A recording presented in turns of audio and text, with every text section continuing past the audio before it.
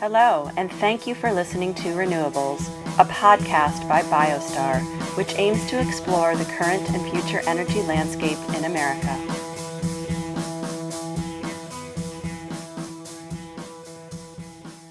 Hey everybody, welcome back to Renewables. Thank you so much for listening to this week's episode with Alan Philo, VP of Business Development in the organics business at BioStar Renewables. We're very appreciative to have one of our own on the show this week and to be talking about our food grade liquid organic fertilizer that we make from our RNG projects. Now, there's been several other episodes and there's going to be more episodes on this topic on the podcast. So it's all going to start with the president of our organic fertilizer company, John Martin, will be the first episode available. So go back and check that one out. That talks about the company's timeline and history and how we got to where we are today, producing our patented SuperSix fertilizer. But we have the absolute expert of experts with respect to fertilizer and organic farming on with us today, and Alan Philo, again, the VP of Business Development for our organic fertilizer business at BioStar Renewables. Alan, thank you so much for coming on the show. Well, thanks for having me. I've been looking forward to this conversation. So, likewise. And, BioStar, we have a lot of different businesses. There's also there's an episode with Peter Gohausen. He talks about the renewable natural gas market. And so just to set the stage a little bit, our renewable natural gas projects, we are able to take the effluent waste out of the back end of those anaerobic digesters that we talk about in Peter Gohausen's episode. And we're able to turn that effluent waste into a patented organic food grade fertilizer. And so that has a lot of applications. We're going to talk to Alan about those various applications today. But first, if you would, Alan, just tell us about your background, how you ended up with BioStar and developed such a passion for organic farming. sure. So I got into organic farming about a decade ago, a little bit more than that. Started out working at a large organic farm just south of the Twin Cities in Minnesota called Gardens of Egan, which was originally owned by Martin and Atina Diffley, and had come under the management of the Wedge Co-op and was being managed by Linda Hawley, who many people in the organic community know. She's been a pillar of the organic community for years. I started out as a field operations manager there. We did about 100 acres of organic vegetables, which is a lot of organic vegetables, and worked as part of a team there. Then I transitioned over and worked for Midwestern BioAg out in Wisconsin, and which is where I still reside today.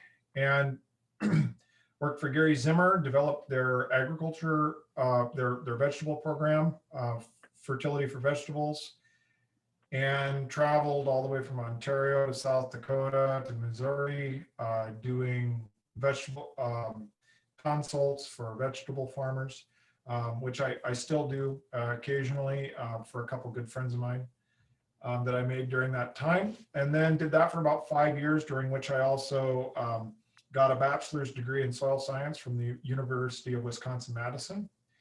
And shortly after that, transitioned to my role here at BioStar Organics. I had become familiar with John and the product about 4 years prior to that, and John and I had talked on and off, and it was time for me to make a transition from BioAg, and it just really worked out well. That was also when BioStar really needed someone to come on and start handling the fertilizer side of things. So that's been my interest has always been soils, how we can use soils, soil health, and soil fertility to better grow organic crops, and just what all that takes to grow good organic crops. Awesome. Well, that's a great intro, and certainly sets the stage for the episode. I think, and your background obviously lends itself very well to our business, and the organic food industry in general is really a booming industry. The last 10, 20 years have really we've seen a lot of growth. So set the stage a little bit for our viewers and listeners with kind of an overview of the organic space, and then let's get into BioStar's patented product, SuperSix. Sure. So first, for people that don't know, the organic movement really started kind of post World War II. That was when we first saw the major introduction and like complete widespread adoption of what we kind of refer to as the industrial farming system of today, with synthetically produced mineral fertilizers, pesticides, herbicides. A lot of those things were actually developed during World War II. And so with that kind of wide scale adoption, there also became people that were interested in preserving some of the older ways of doing things, or maybe questioned some of the new products and methods that had come into use. This grew to the point where by about the 1970s, there were people actually starting to grow organic food and sell it as such. That movement continued through the 80s, to the point where by the end of the 80s, you had a widespread network of different organizations all certifying organic producers, right? It became evident that you couldn't just make a claim that you were an organic producer. You needed to have some sort of certification. But these were kind of patchwork. They had grown up on their own all across the country. And that was when the organic movement asked the government to come in and create an actual widespread nationwide organic food program. And that's when, and that happened in the early 90s. And that's where you first saw that organic seal go on food that says USDA organic. And that's really when we started to be able to track the growth of the organic industry, because before that, it was kind of all separate and disparate parts scattered around the nation. Basically, since the beginning of that, the organic food sales, organic products other than food sales have grown by double digits every single year since then, with maybe the exception of a couple of years just prior to this, where they were still growing at above 5%, I think around 8 or 9% a year.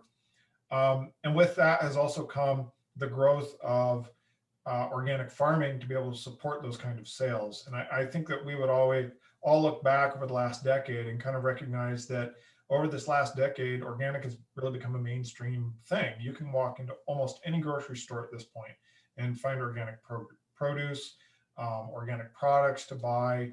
And so that's really where this organic space has come from. Much of the initial growth has taken place in like vegetable production, and now we're kind of seeing the organic industry grow up, and we're seeing a lot more grains production. We can talk about more of why that market looks the way it does later on, but that's really why organics is such a booming industry right now. You know, it still accounts, even though it's been growing by double-digit growth, it still accounts for less than, I believe, 1% of all farmed acres in the U.S. So by an acreage standpoint, it's still fairly small, but it's grabbing a bigger and bigger market share every year. Sure. Yeah, that's super interesting, and certainly, interesting timing with the development of our product. Whereas, this BioStar journey started, 12, 13, 14 years ago, when arguably, the organic food industry wasn't as big, if you will, as it is now. And so that's really interesting. And you actually mentioned it's become mainstream. It totally has. I think, no matter sort of whether you're at the gourmet grocery store or at the Price Chopper, I think you almost always have organic options. And it actually sort of fits a lot of themes that we talk about on our show with respect to the discerning consumer, right? And the consumer is discerning. The consumer will pay more if it makes them feel good, or if the brand that they're buying aligns with their values. And organic food really, I think, was in a lot of ways earlier than that, we started to see consumers will pay more to know where their food came from, or to know that it was grown in a certain way or in certain soil or in the absence of certain products. So really fascinating. Certainly my fridge is mostly organic, not just because we have an organic fertilizer product in the company, but my wife, really prefers organic. And to your point about the grain growth in the industry, that's super interesting because I wasn't probably looking that hard, but 10 years ago, I didn't see organic mac and cheese. I didn't see all of the sort of more like processed things that we eat that come in boxes that now you can get organically. So that's super interesting. And I do think I want to come back to sort of that market and the reason that it is the way it is. But first, tell us about SuperSix. Download our listeners and viewers on what is SuperSix, why is this product so important, and why is it so important right now? So SuperSix is really unique. Just to start with, in its nutrient analysis and in the way that it functions in the soil system. I'll talk about that a little bit, and then I'll talk about how we get there, a little bit about how we get from effluent water to that, and other ways that we can produce the product. So Great. first, it's one of the highest analysis nitrogen fertilizers, liquid nitrogen fertilizers available on the market for organics, at 6%. So that means that if I put on 100 pounds of product, right, I'm going to get 6 pounds of nitrogen. And even though that sounds, I said that's the highest available, that's actually fairly small percentage when you look at a lot of the synthetic alternatives, right? Mm-hmm. Which the highest, which is anhydrous ammonia, is 82% nitrogen, or the next one down is about 32% nitrogen. So 6% nitrogen, high for organics. Again, not a huge nitrogen load going into the soil. But it's really the makeup of that nitrogen that is so different from what a lot of the other sources are out there. The nitrogen in our product is ammoniacal in form, which is a completely natural form. But most other products, liquid products that are being put on, are some sort of like a fish hydrolysate. So that's basically like fish that's been liquefied. And so there's nitrogen in that product, but it's in the form of proteins. And so those proteins have to be broken down by microbiology in the soil for that nitrogen to be available to the plant. Or they are in like a soy powder, and that's very similar. It has a nitrogen analysis, but it's locked up in the proteins of the soybean. There's a lot of examples like that. Now all of those, by the way, as they break down, they will release ammoniacal nitrogen into the soil system. That is how the nitrogen will be presented to the plants and how it will enter soil solution. The other option out there that has a higher analysis is a product called Chilean nitrate, but that's a very different form of nitrogen. That is a nitrate form of nitrogen. It's highly leachable from the soil environment if it isn't used immediately.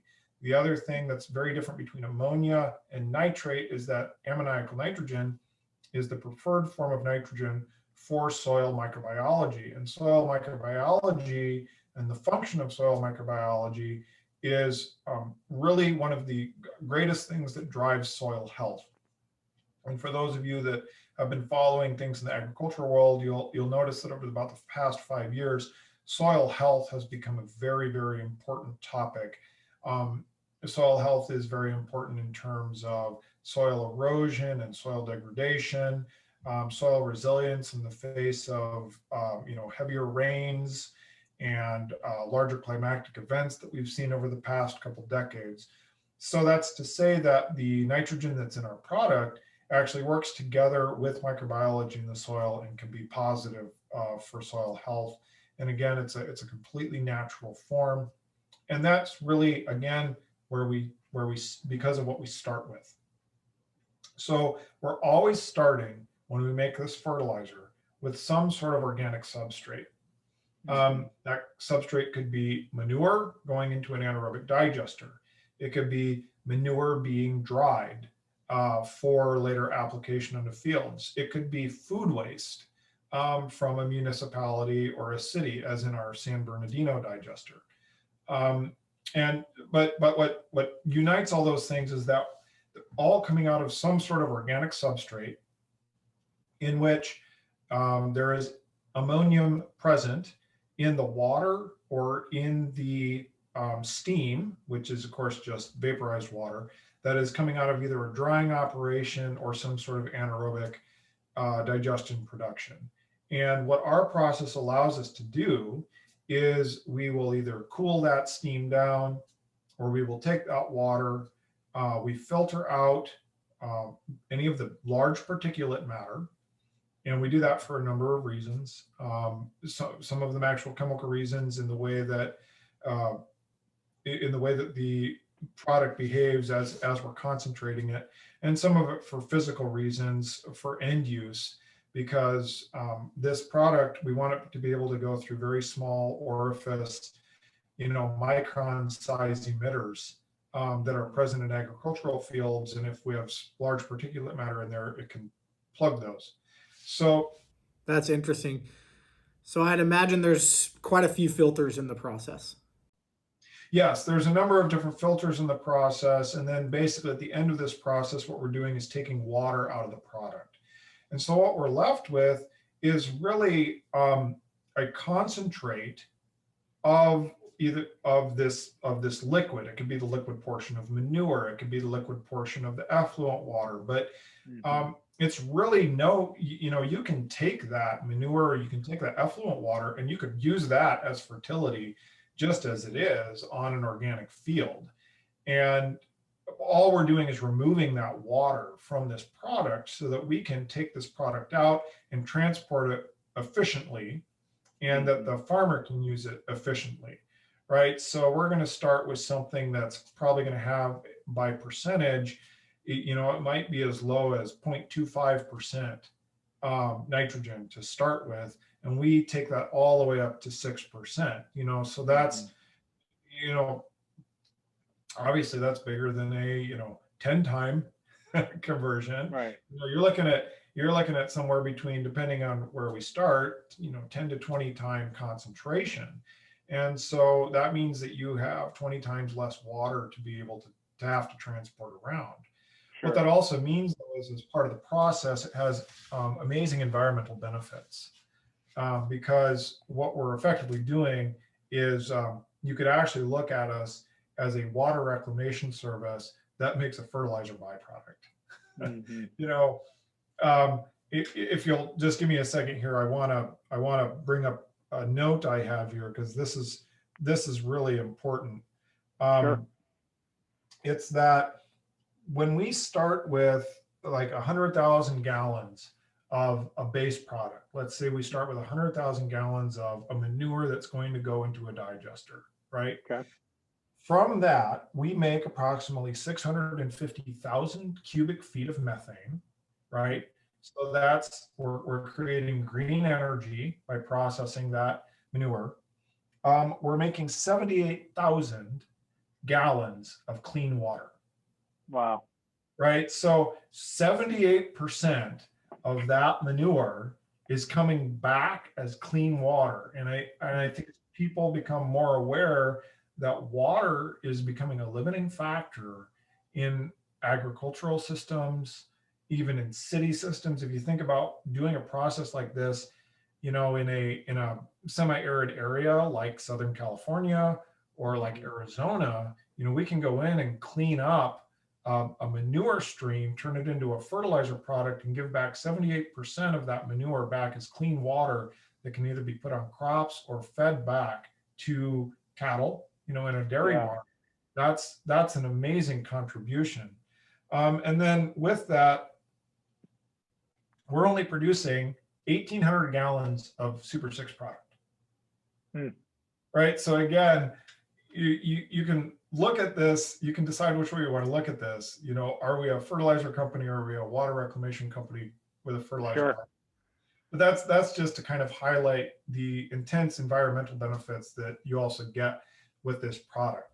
Yeah, those are amazing statistics, and you're sort of echoing a similar sentiment that Peter Gohausen mentioned on his episode, and there will be some overlap here. So I really hope our listeners will go back and listen to John's episode and Peter's episode, and because there is some overlap, but it's all really interesting. I think Peter's comment was something like, you know, really the renewable natural gas business is the waste to energy business, but the byproduct, you know, is this renewable gas, which we need to make a lot more of. So that's really interesting. So not only are you removing the water, and maybe this is a dumb question, not only are you removing the water, but you're actually treating and cleaning the water as well? Or is that removing the water, is that sort of the process? You just end up with clean water. What does it take to get the water clean enough to be able to feed it to the cows or use it in your building or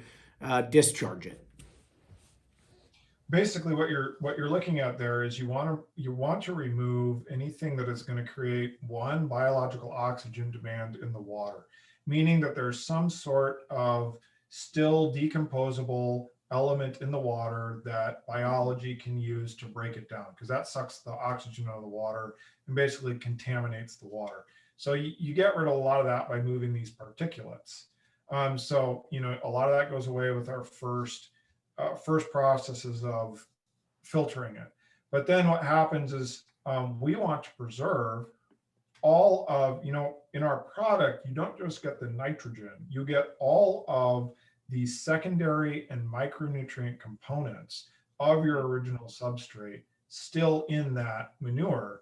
I am still in that end product. And that's basically what we're doing. Is when we're removing the water, those are all the things that would be considered contaminants in the water.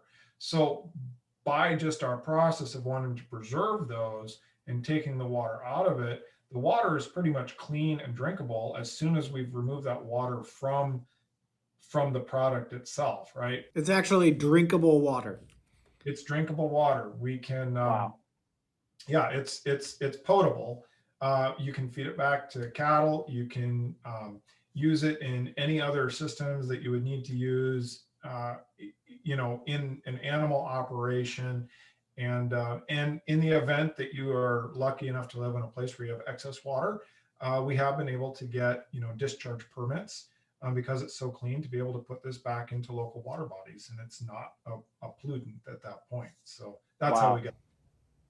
That's amazing. So let's get back to the market a little bit. And certainly if anybody watching this has questions, I don't mean to speak for you, Alan, but I know that Alan would love to hear from you and answer some more questions. And we're actually going to have a follow-up episode to this for the real ag geeks like Alan and I out there to get a little more in the weeds on some of this. So stay tuned for our future episodes because we're bringing Alan and some other experts back on the show, and we're really excited about that here in the next few weeks. But let's get back to the marketplace. Obviously, we feel there's a large enough addressable market to be building more of these fertilizer projects going into 2021 and 2022. Talk about how that, market growth in the last 20, 30 years has created more of a demand for products like this. Are there other products like this out there that people can buy now? And then let's talk about, as it continues to grow, where is this market going? How big can it get? Right. So first, I'm going to start with your second question first, which is, are there other products that you can purchase? And the answer is no. We are really unique in the organic space. This is a patented process. And we are actively out there developing the market and the logistical capability to deliver this, anywhere we want in the country. So we're a very unique product in that sense. Now, the way that the organic market looks now and where it's going is really interesting. So right now, when you look at organic production in the US, what you'll see is if you start getting into the data, and most of the data, if I quote any numbers, it's coming out of something that is done every few years by the USDA, which is the USDA Organic Survey. I don't have the latest numbers. I'm actually in the process of updating our market analysis at this point because they just released the 2019 survey data in October of 2020, and I haven't been able to go through that. So my numbers go back to about 2016 when I'm going to quote any numbers here. But the bulk of organic production in this country is really centered on the West Coast. Mm-hmm. And it is really heavily in vegetables. And this makes total sense if you think about how growers, what it takes to become organic, right? So when I am a grower and I'm going to take a product and get it to somebody organically, I have to certify that the field production systems are organic. But then I also have to show that any time it's touched between the field and the consumer, that it's not being contaminated with some sort of conventional product or a GMO or a non-approved substance to be used in handling procedures for organics. So vegetables are very easy in this sense, because if I think about what I see in the field, what I see in the field is pretty much what I'm purchasing in the store. I have a head of lettuce in the field. The head of lettuce is cut in the field. It's put into a box. The box is put on a truck. The truck comes to the store. It's unloaded and put on a shelf. The box doesn't need to be organic, right? You know, it's a box.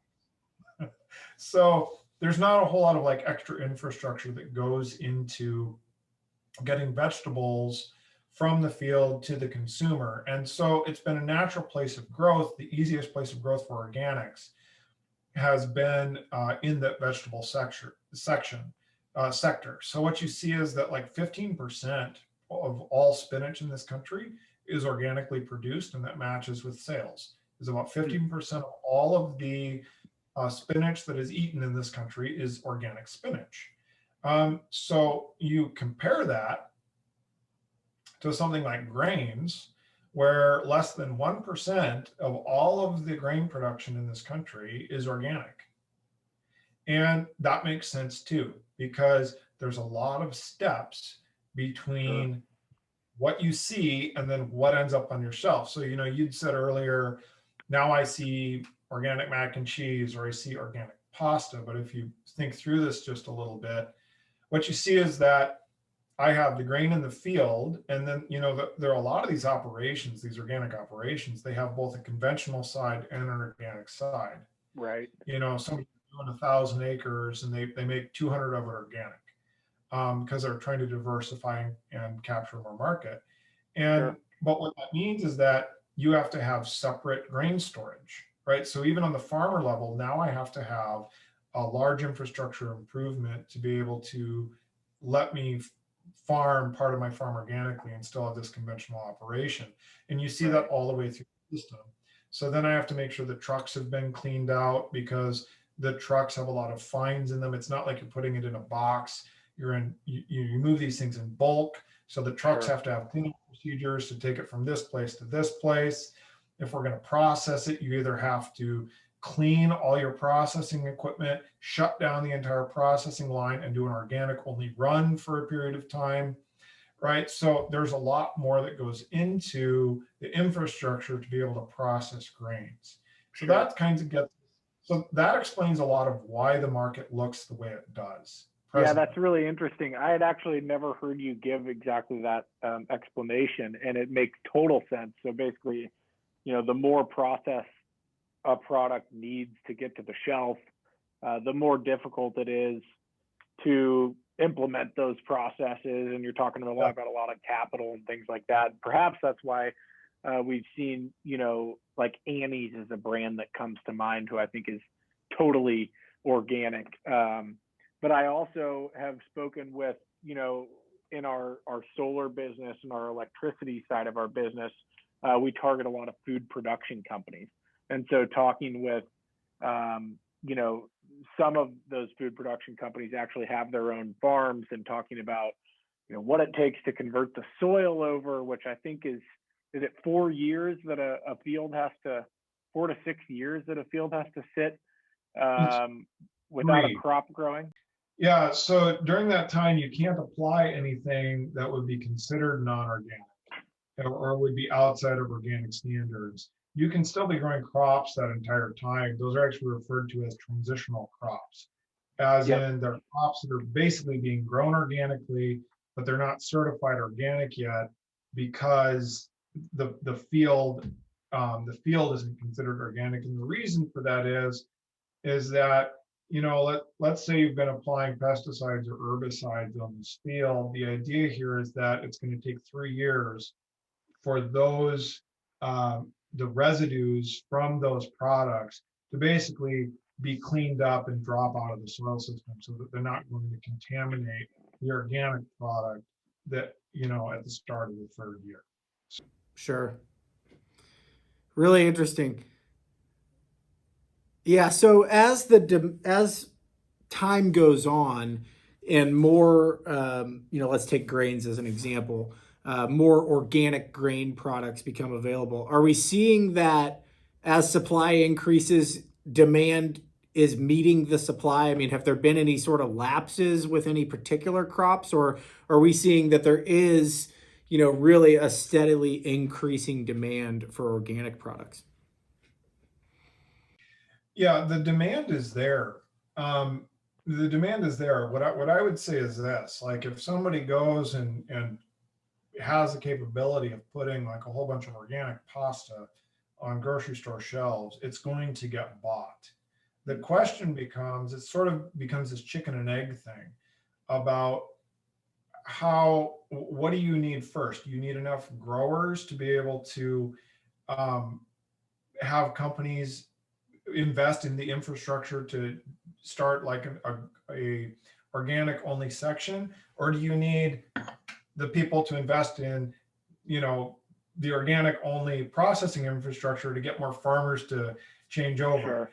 And so what you've seen is there's been this slow growth, now actually very rapid, actually sometimes triple digit growth Hmm. um, in acres being transitioned, in grain acres being transitioned over to organics. And there's been an explosion in the amount of organic grain buyers. That's also one of the things that's very different about like the grains market, without getting too much into that. Again, because you don't have the farm basically like selling to somebody who's going to market the product. There's usually about 3 or 4 people that are buying the grains along the way for different processing steps. And you also have grain buyers that are collating huge lots of grain in order to allow for the large processing of the grain, right? So Makes sense. there's been an explosion in organic grain buyers, which I think is a big indication that grain industry is growing. But there have been huge shortfalls in production. It actually has led to a very strange situation of illegal organic imports, which is something that the organic community is presently trying to rectify. There's been some new legislation passed to support better tracking of organic imports, but there have been large amounts of questionable imports of organic grains into the country from different places around the world because the demand has been so high. What's happened though is because it's created this odd situation in which, because there's been so much importing of these questionable products, it actually caused the organic grain prices to decline. So until we get this issue rectified, we might actually see even like a slight decrease in organic grain acres for a short period of time, while we wait for these most likely illegal imports to be shut out of the country, and make sure that actually certified organic products are being grown.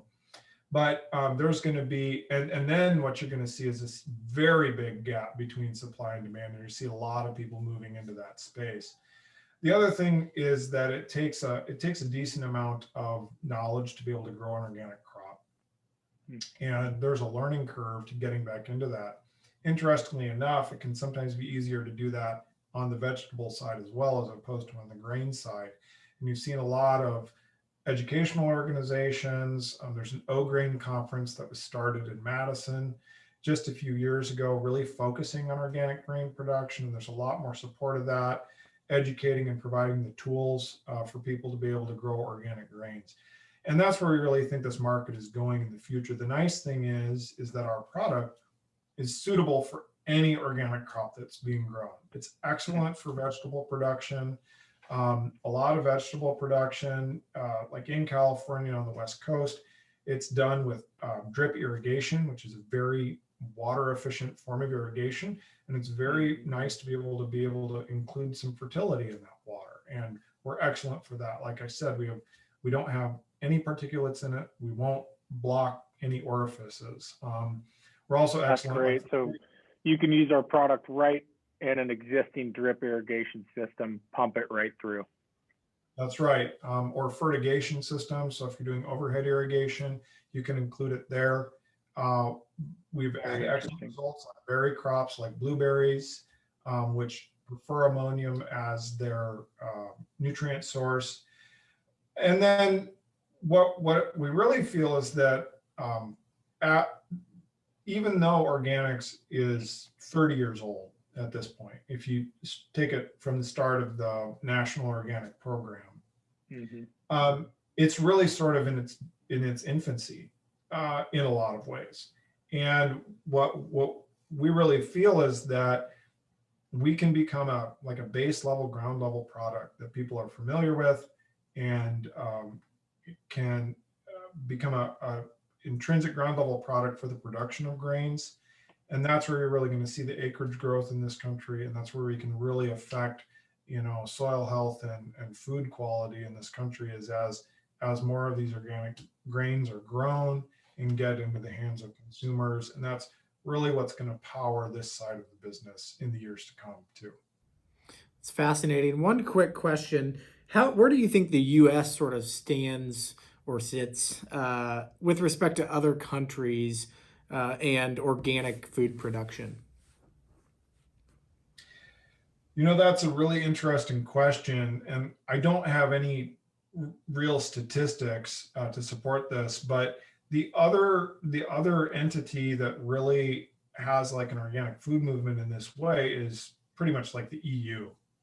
And the reason for that is you have to think about this as you're not going to have an organic food movement unless you've adopted basically this industrial form of agriculture. And remember, there's whole parts of the world that really haven't done that or really never did that. And so basically what that meant is they've always grown their food organically. Interesting. So that's a major place, but a lot of our grains, there's a lot of corn, there's a lot of soybeans, there's a lot of grapes and fruit products that are produced in Central and South America. And those, what's interesting is because a lot of those products are coming into the US market, they will grow to USDA standards, and then they will have that certified under USDA standards as well. There are actually some differences in the US standards and the EU standards that sometimes make it hard to take American grown products and transport them over to Europe. But we don't see a lot of that anyway. And there's plenty of demand in the country to suck up any organic production we have in this country. Well, this is all fascinating stuff. And to our viewers and listeners who have tuned in, if this is interesting, again, I encourage you to go back and look for John Martin and Peter Gohausen's episodes, and stay tuned. Make sure to subscribe to Renewables on Spotify or Apple Music or wherever you get your podcasts so you don't miss an episode. We are going to have Alan back here in a couple of weeks to dig in a little bit deeper into some of the benefits of our product. Soil health. I think we're going to get into those field trials you've been working on over the last several years a little bit that have produced really promising and exciting results. So as we wrap up here, Alan, any final thoughts? How can folks get in touch with you? Make sure you include that, and any final thoughts for us. Sure. So the best way to reach me is over email, which is Philo at biostarrenewables.com. I'm sure we can include that in some notes on the website. Yeah, we'll put that in the show notes. Excellent. And then one of my closing thoughts is is really that this product and other technologies like it are allowing us to close nutrient loops. This kind of gets back to some of the environmental benefits. One of the things that's happened in the country over the past, basically the past 80 years is we have animals in higher concentrations throughout the country. And what's this done is it's made it harder to get the nutrients that pile up in manure back into other parts of the agricultural sphere. And what happens too is that manure turns into a pollutant. Instead of a benefit, it turns into a pollutant in too high of concentrations. And so one of the things that we're able to do with this is we're able to take these nutrients, capture them in a form, market them in a form that is economical, and get them back out into the countryside where they belong. And also that process alone, ammonium is one of the